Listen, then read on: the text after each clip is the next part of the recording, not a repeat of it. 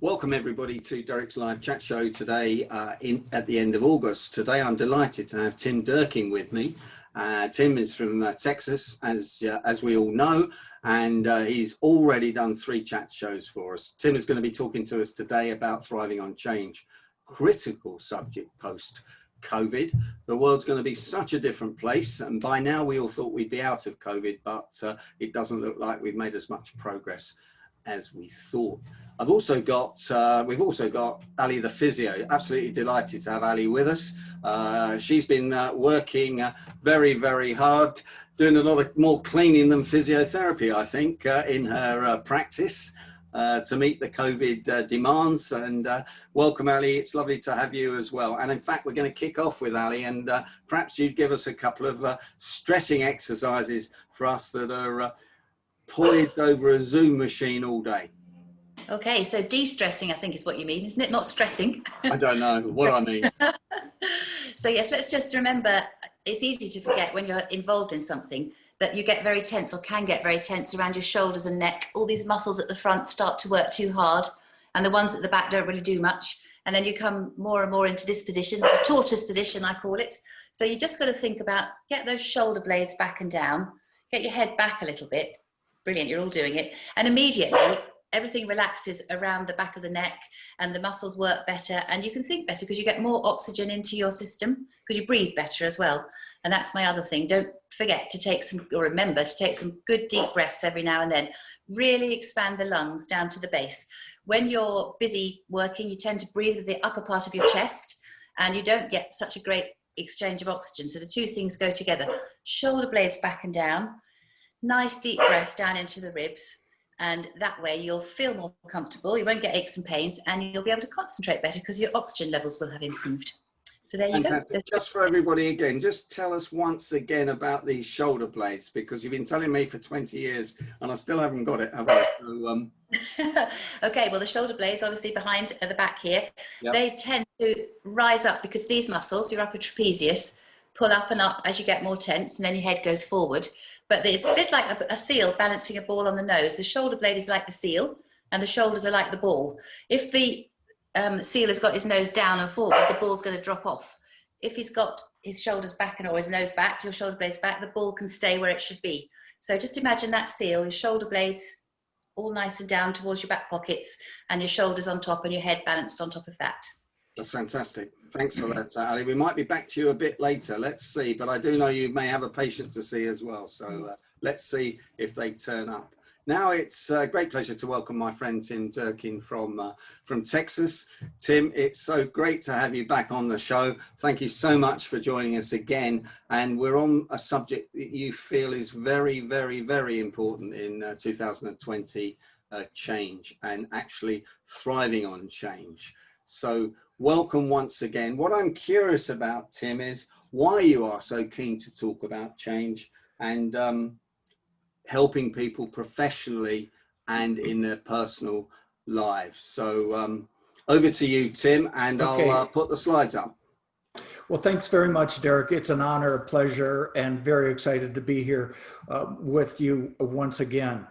The reason that I'm so keen on change right now is because, and I'm not sure where I first heard this, it might have been in this group, and if it was, I'd love to know who said it so that I can give proper attribution. But what I heard said many months ago was we are out of the time of disruption and we are into the time of transformation. The pandemic has occurred, continues to occur. We have to transform ourselves to meet the next normal. I don't like the word new normal. It's a oxymoron because normal means not new, but the next normal because it's coming and it's going to change. It's going to change very, very quickly. The other reason is that the word moving forward isn't as much change as it is adapt. And your man, Charles Darwin, in The Origin of the Species and in his work as a naturalist, discovered that it wasn't the biggest, it wasn't the fastest, it wasn't the oldest or the newest that adapted. and survived. It was the ones that could adapt the quickest, especially incrementally. And that's what we're talking about, is making some incremental change. Although what I talk about today is it will definitely work for large scale change. Now, on the first slide that I want to show you is that we have to understand that this is true, that growth demands the temporary surrender of security. We can grow from what's going on now. We can always grow from change and the corresponding transition if we will temporarily surrender the feeling of security. Another favorite quote of mine is the next slide, which is, you cannot be in growth and protection at the same time. An awful lot of us from time to time wish it would just stop. I don't want to change anymore. I want to get used to this. I want it to be new and normal. And I want the new to become normal. You can't do it. If you want to grow, and you must grow because growth is adaptation, you can't be in growth and protection at the same time. Now, the model that I use is quite old. It's the William Bridges change modeling, but he calls it managing transition. I think it's one of the most brilliant models, and it's the most practical models that I've seen, especially when it comes to changing in organizations. The first thing that Bridges talks about is you think of change as external. Something happens out there. The pandemic forced change. Your company brings in a new policy. That's external. It comes in. The change is what goes on out there. And it depends on the situation. There's a lot of change going on now with the pandemic. There's a lot of change going on with new policies that are being implemented. But transition, on the other hand, is internal because it's our response to change. And it always is difficult to respond correctly to change because it redefines our identity. And we get very caught up in our identity very, very quickly. For those of you who study NLP, you know that identity is on the higher level than even beliefs. So we'll talk about transition more than we will change, because the challenge is, on the next slide, the problem is not the, can you change it, Derek? I think Zoom's having a bit of a problem. It will probably end up changing about 3 slides at this point, but well, keep talking, Tim. I'm on the case, all right? Trust me. All right. The problem isn't the change, because a lot of people say, I hate change, or I don't like change, or one thing or another. Or my favorite is, the only people that like change are babies. The fact of the matter is that change is the #1 experience of the human existence. We change all the time. We change the foods we eat typically every day. We often change the way we go about things. We change the way we go to or from work sometimes. It's not the change that's the issue. It's the transition. Now, there are 3 stages of transition, and this is very important. The first stage, it's counterintuitive. The first stage of transition is endings, and I'll talk about them individually. The second stage is neutral, otherwise known as confusion. And then the final stage, which means you're almost done with transition, is actually called beginnings. So we'll go through those one at a time. The first truth that I want you to understand is that all 3 of those stages will occur. I'm here today to help you understand them. So the other truth about change is this, on the next slide. If transition is managed well, change will have a positive and an intended result and happen more quickly. If change, now the opposite is true. If transition is not managed well, the change will not take place. And we're talking about change at the cultural level often. Now, let's talk about endings. The next slide will show you that endings are the beginning. And the next slide will tell you that transitions start with endings. And there's a very, very interesting quote that I remind myself all the time since I've learned it. And that is, what do you have to let go of in order to get what you want? Let go to get a grip. It's very, very important. And as a matter of fact, most of the workers I know, I deal with a lot of healthcare workers. I deal with a lot of healthcare senior executives as well. And they're just getting more and more and more. And they say, I don't know how to do it all. And I then drive the point home when I'm speaking with them. What is it that you can let go of in order to get a grip? They all have these endless to-do lists, and I make them make a let go list or a to don't list. And I'll tell you why. Here's an interesting perspective. The next slide shows this. Pain, we all think that change is painful, but pain does not come from letting go. Pain comes from trying to hold on. We get imprisoned by trying to, we imprison ourselves by trying to hold on. I want you to think back to maybe in your life you had a relationship that was going south, as we say, and you really tried to hold on to it, but it turned out to be a fruitless venture. When we try to hold on to the old ways, we are really imprisoning ourselves. So understand, most pain doesn't come from letting go. It comes from trying to hold on. And there's no better example than that, than this poor man, Moses. What did he do? He took the Israelites, fled Egypt, go war with the Canaanites. But what happened? They stayed in the desert for 40 years. And does anyone know why they stayed in the desert for 40 years? You can unmute.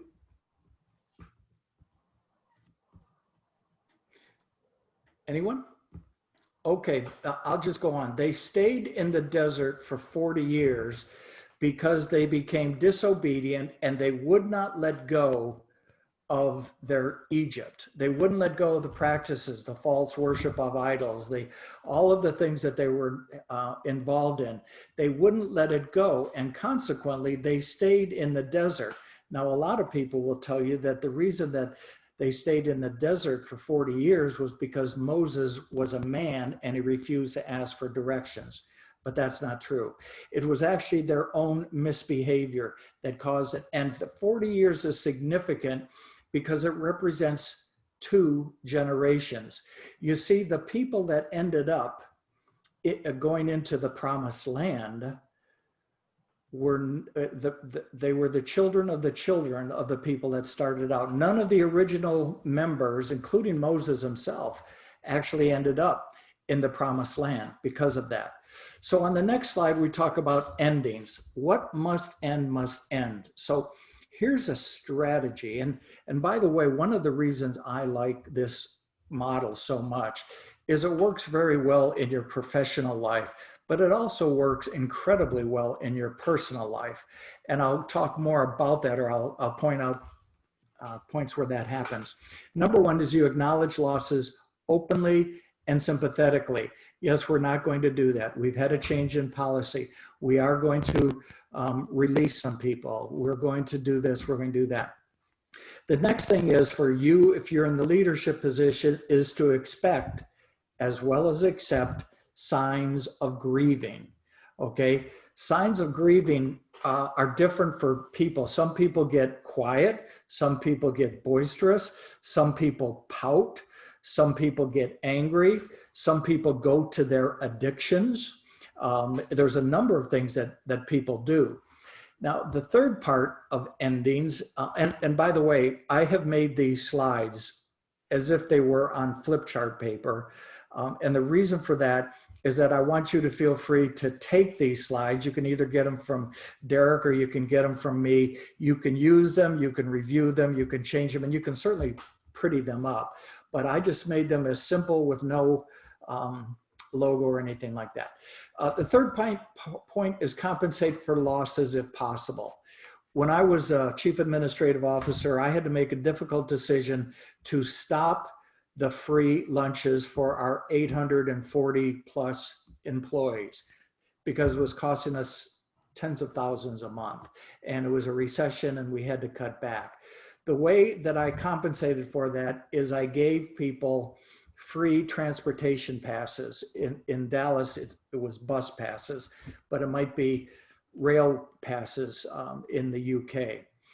The fourth point, and so you compensate if you can. The fourth point is to give people information over and over and over again. It's good to remember the first stage of transition during endings, you cannot over communicate, because if you don't over communicate, then the grapevine will take over and rumors will start, and they won't be positive rumors. They will, people will MSU, that stands for make stuff up, okay? They're gonna make stuff up. And so you have to get in front of the information train. The next point is very important along with that, which you have to define and announce what is over and what is not. Because I was bad on the communication part, which is why I learned this lesson so strongly, is I didn't communicate enough, and people started a rumor that said, in addition to taking away lunches, I was going to take away healthcare benefits, which are a very big thing here in the States. It never occurred to me. It was never on the table. It was completely fake news, yet it was out there, and we had to spend an awful lot of time doing that. The second from last point is mark the endings, because what must end must end. The reason it must end is that human beings need closure. They need, I can think of a lot of examples where we just need closure. So we say we're going to do this up until the first day of the next quarter, October 1st. After October 1st, the new policy, the new procedure, the new product, the new way will start. What must end, must end. And the last point is treat the past with respect. Don't be saying and announcing, you know, we really messed that up. That was, you know, can you believe we ever did that? No, treat the past with respect. Very, very important point. Tim, I'm going to give you a quick break there and go back to Ali the physio, if I may, so that you can have a glass of water or a cup of Dr. Peppers or whatever it is. Ali, have you got one more tip for us? Yes, something that occurred to me this morning when I was out walking, because I take a walk every day with the dog, obviously, and that's about your posture when you're moving, because I'm talking to you a lot about posture when you're sitting, but actually when you're moving, that's important too. So I'm going to stand up here. I'm not sure how, there's not much room, not sure it's going to be on the screen. Go back a bit, that's fine. Yeah. Yeah. So just think about what's happening around your pelvis when you're walking along. Is your pelvis in a good position? It should be like a bucket of water, upright. And I found myself walking along with a bucket of water tipping and all the water falling out. So tuck your tail under, use your glute muscles, and not only will you get a firmer behind, butt for you, Tim, and other Americans, but you'll also use your core muscles better, and your posture will improve, and you'll just feel better for walking. So think about standing posture and moving posture. Try and keep that bucket of water upright and your tail tucked under. That's just a very simple thing to do, and it's ever so easy. You just got to do it, really. And it makes a difference. Thanks, Ali. We all need to do all these things. Back to you, Tim. Sorry about the interruption. No, that's those are always valuable tips. I practice them all the time when Ali tells me. The single biggest reason that, and the next slide, the single biggest reason that organization fails and fails quickly is that the people fail to think about the endings and their impact on people. Remember, transition starts with endings, and endings is about loss. People lose the familiar. They imagine that they'll lose much more. They'll lose their competence, they'll lose their confidence, and you have to let that grieving go on for a while. But again, what must end, must end. So the next one, let's move into the neutral zone. And this is the no man's land between the old reality and the new one. The old way is gone, and the new way doesn't yet feel comfortable. It is actually the desert in the story of the Exodus. The desert was the neutral zone. Another way that you can think of the neutral zone is if you ever seen trapeze artists, when they are swinging on one trapeze, they let it go, they typically flip around, on their way to the second trapeze. That part where they're flipping around, they no longer have the old trapeze to hold on to, and they haven't yet grasped on to the new trapeze. They're in the land where things can go wrong, and they can go wrong quickly. So what are the symptoms? How do you know that you're in the neutral zone? On the next slide, we'll take a look at a list. Number one, my number one is that neither the old way nor the new way work, or the new way isn't figured out yet, but the old way is not available. If you've ever worked in an organization where they've changed software or they've changed telephone systems, even sometimes when they change copiers or copying procedures, there's a time when it's very, very frustrating. There's a lot of anxiety because people don't know how they're going to do that. Remember, there's loss of confidence, loss of competence. Tension is high, motivation is low. Absenteeism starts to rise. People quit and stay, or they just don't show up at work. There's a lot of whining that goes on, a lot of miscommunication, and sometimes there is confusing signals from management because management, frankly, hasn't figured it out either. So they can be sending confusing signals. So in the next slide, what's the strategy?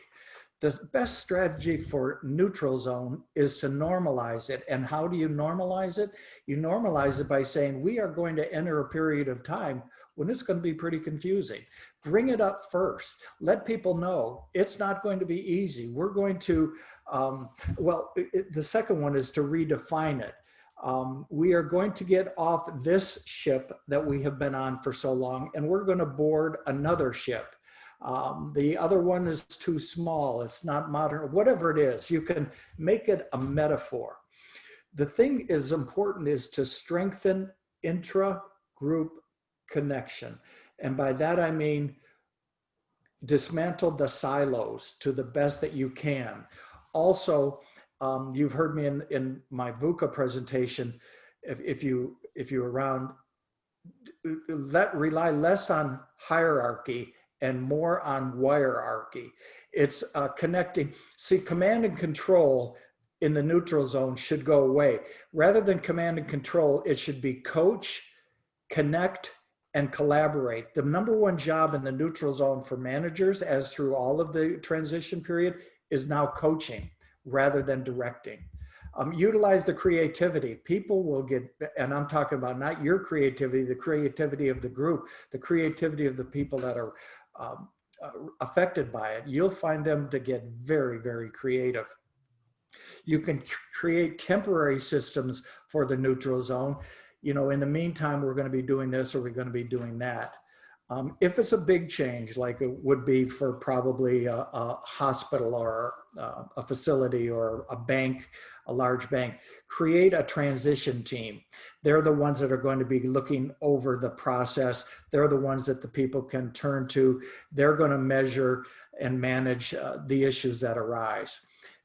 I believe the most important thing in the neutral zone is to protect from further change. Why would you protect from further change? I'd love to open it up, but things are pretty quiet over there. So I'm just going to tell you, you want to protect from further change, because if you do change again, you have to start the process all over again. And you'd be shocked at how irritated the people that are being changed get when you change during the neutral zone. I've seen companies, I've seen organizations throw up their hands and they say, never mind, we're going to go back to the old way. And their people go, I cannot believe they did that. We were just getting used to it. And then the whining starts and so on and so forth. So now let's talk about the beginnings. The beginning is the biggest mistake that people get trying to get to the beginning before they go through neutral zone and before they go through the endings. The beginnings will happen when you've got the 4 Ps. Now, personally, I differ with Bridges on this. Bridges talks about the beginnings as being the end of transition. My strongly held belief, and I really wish I had an opportunity to talk with him. By the way, he wrote Managing Transition on Growing Old. It's another wonderful book. But when people can tell the purpose, the picture, the plan, and the part, these are the four things that people absolutely need to know before they will finish transition, before they'll accept the new change. And here it is. The purpose answers the question why.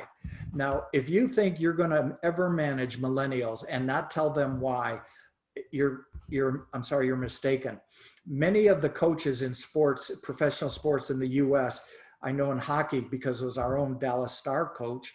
I know in football, old classic coaches have quit because they refuse to give the players something to do and have the players turn around and say, why? Yet you have to do that now with the new generation. So the purpose answers the question why. Friedrich Nietzsche in 1899 said, a person with a why can live with any how. It's very important. Tell them why. Number two is the picture. Give people a picture. What did Moses use? A land of milk and honey. Give people the vision. I've talked about vision here before. Make sure that they can see what it is that they are moving to. Create a compelling vision that makes people want to leave home. The third P that you have to inform your people about is the plan, which is how it's going to take place. How are we going to do that? Well, we're going to start in med-surg. We're going to start in radiology. We're going to start in consumer lending. We're going to start in treasury, whatever it is. And then fourth is the most important part, because it is the part. You have to tell people what their part is and what you expect them to do.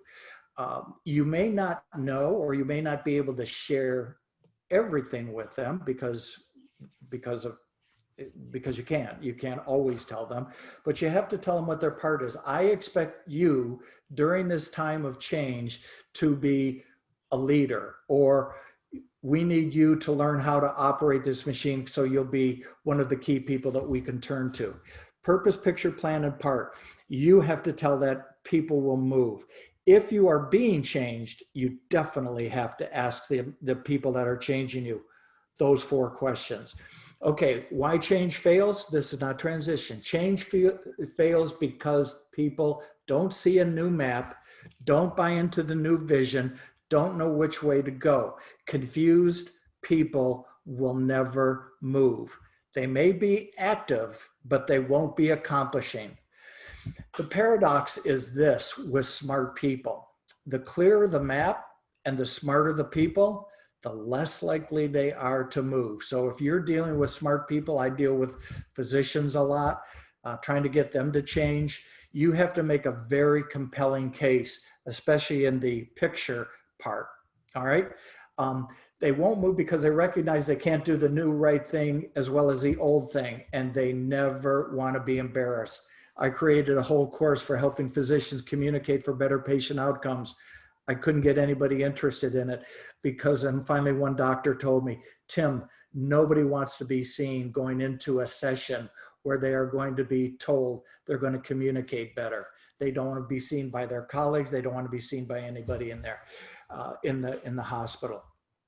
The other reason that change fails is there is a lack of trust, and that is built way before the change occurs.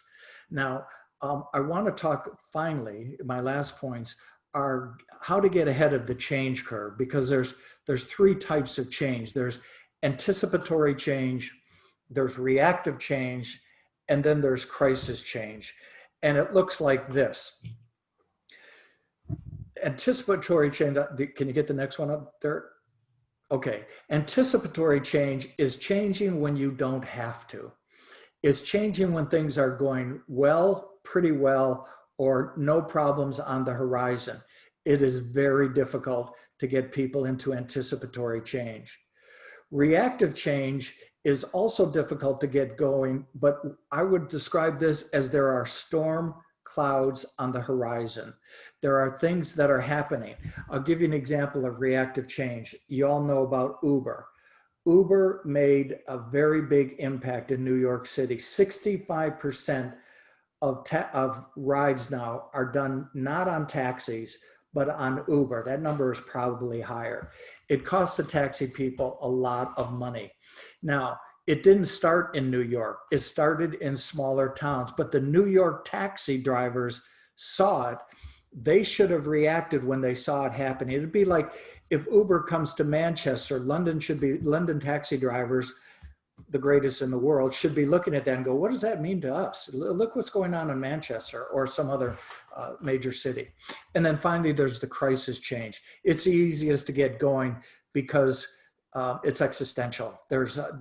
If we don't change, we're going to be out of business.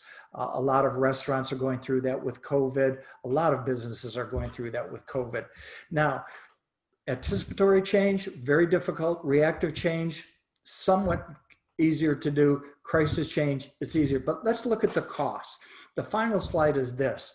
The least costly is the anticipatory change. Hardest to do, cheapest to do. Moderate costs are reactive, but the most cost is the crisis change. Think about what our governments, our mutual governments, have spent trying to keep people whole.